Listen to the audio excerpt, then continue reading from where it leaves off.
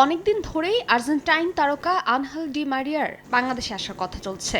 তাকে এক ঝলক দেখতে মুখিয়ে আছে দর্শক। আগামী মে মাসে ডি মারিয়ার কলকাতা হয়ে ঢাকায় সফরে আসার কথা থাকলেও সে সময় ভারতে লোকসভা নির্বাচন থাকায় সেই সফর পরে পিছিয়ে দেওয়া হয়েছে। তবে ডি মারিয়া আসার আগে ঢাকায় আসতে পারেন আরেক আর্জেন্টাইন তারকা রদ্রিগো ডি পল। এই ইভেন্টের আয়োজকের তথ্য অনুযায়ী জুলাইয়ের শেষে অথবা আগস্টে আসতে পারেন ডি পল।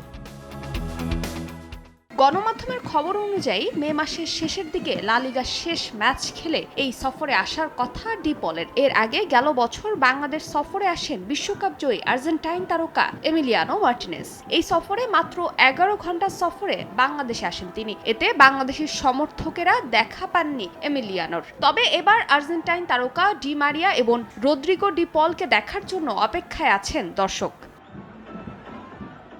বিশ্বকাপ জয়ী তারকা লিওনেল মেসিকে দেখার জন্য সারা বিশ্বের কোটি সমর্থক মুখিয়ে থাকেন হরহামেশাই। বলা হয় বিশ্বকাপ জয়ী তারকা লিওনেল মেসির বডিগার্ড পল। বাংলাদেশের সমর্থকেরা মেসির দেখা না পেলেও এবার ডি পলকে দেখার সুযোগ হাতছাড়া করতে চান না।